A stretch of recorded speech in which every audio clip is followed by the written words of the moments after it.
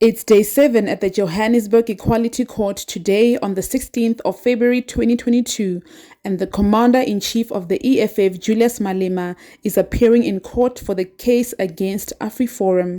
Afriforum took the EFF to court over allegedly singing Kill the Boer song during the Brendan Horner murder trial in Senegal. The EFF legal representative, Advocate Mfesane Kasiboto, starts by asking Mr. Malema to give a general term of what the EFF political party is all about. And here is what he has got to say. What is the EFF about? Just in general terms, what is the EFF about? Well, the EFF is a political party that was formed in 2013. It was formed by the like-minded who wanted to pursue the struggle for economic emancipation, because 1994 ushered in political freedom, and therefore there is a need to continue the struggle for economic emancipation. We are a leftist organization. We are an internationalist in outlook. We derive our lesson from Marx, Lenin, and Fanon. And we mobilize revolutionaries, workers, non-governmental organizations, workers' unions, and everybody else who subscribes to the struggle for economic emancipation. Yes. Just so I understand your answer and to give a fuller context to your response, the idea is that 1994, in loose terms, did away with apartheid. But what remains is economic apartheid. Is that a fair summation of your evidence? Absolutely. Those who came before us coined a term, a luta continua. When they said a luta continua, they appreciated that the struggle continues. And therefore 1994 was not the end of apartheid. It was the beginning of a process to end apartheid and destroy everything else that it stands for. So when you say we have a political power, they wanted to use the political power to usher in both social and economic power. Yes. As I understand you then, the economic aspect has not been dealt with. Is that your evidence? It has not been dealt with. It remains in the hands of the minority few. Majority of our people are still spectators in the economy of their own country. And there is a systematic exclusion of our people, irrespective of the expertise they have and qualifications. They remain marginalized. Yes. Are there any, call them policies, founding values, pillars, whatever the term may be, that speaks to the evidence we've just given? We've got 7 non-negotiable cardinal pillars in the EFF. Those pillars are non-negotiable and they are found in the founding manifesto of the EFF. So the founding manifesto is not an election manifesto. It's something that no conference can have a meeting to change. It remains for generations to come so that the future generation can appreciate what the founders had in mind when they formed the organization. The first cardinal pillar of the EFF is expropriation of land without compensation. The second is the nationalization of mines, banks, and other strategic sectors in the economy. The third is that of free and decolonized education, which must be given to our people.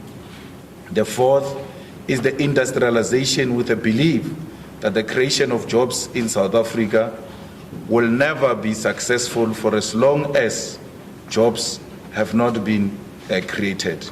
We also have a cardinal pillar that deals with growing and building an independent economy for the African continent, because we hold a strong view, my Lord, that there will never be a successful economy in any part of the African continent if the whole continent, the economy, is not in good shape. We also have a cardinal pillar on free and accountable, corrupt-free state, where the state apparatus will not be used to intimidate those who hold a different political view, and the state institutions should be used to strengthen our democracy. We have what we call, as the last one, building state capacity, because we believe, my Lord, we must do away with the tender systems, because the tender systems have led to the corruption that we are exposed to. Majority of the things that the state can do on its own get to be outsourced. It's still not making sense as to why should we advertise a tender of buying toilet papers when we buy toilet papers every day in our houses without issuing any tender, because we know where toilet papers are being sold. It's simple things like that that leads to corruption.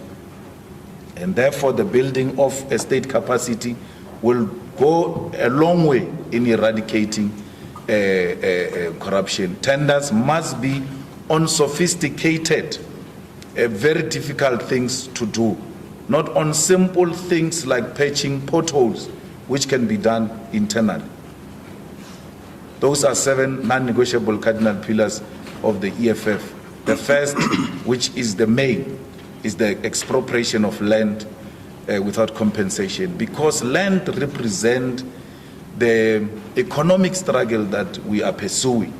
Land is fundamental in a sense that when the colonialists and the settlers arrived here, they took our land by force.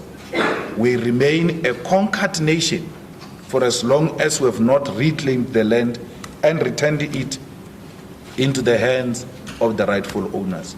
So the land represents the wealth and the land that was taken. So when we say we want to expropriate land without compensation, amongst other things, we demand our cattle, because they took cattle, they took livestock, they took arable, fertile land. We don't want a rotten land.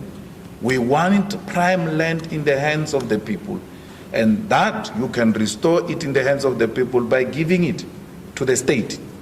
The state become the custodian of the land. In that way, no single individual owns the land. All of us go to the state and make our ideas known to the state as to what do we want to do with this land. So someone says it means we're not going to be owning our own houses. That is vulgarizing the whole point, because even where we own our houses now, we still go to the state to issue a permission, and that permission is called a title deed. So still state in a privately owned arrangement, the state plays a role. The water that we drink today is state owned, but no one has ever woken up in the morning and say, today I feel less ownership of my water, because it's state ownership. We all drink the water freely, and we never felt like we are less owners of the water because the water is owned by the state. The mineral rights were owned, my Lord, by private companies before 1994. Those mineral rights were put under the state as a custodian of mineral rights. Today, the same Anglo-American which owned the rights must now go and apply from the state to get a permission to mine our mineral rights. Investors, Anglo-American, all of them, you can think of them, they've never once said, we feel less owners of the mines because we get a permission or a license from government. Why can't we do the same with the land? Yes. That we give the land to our people through the ownership of the state, and all of us go and state our case. Sure.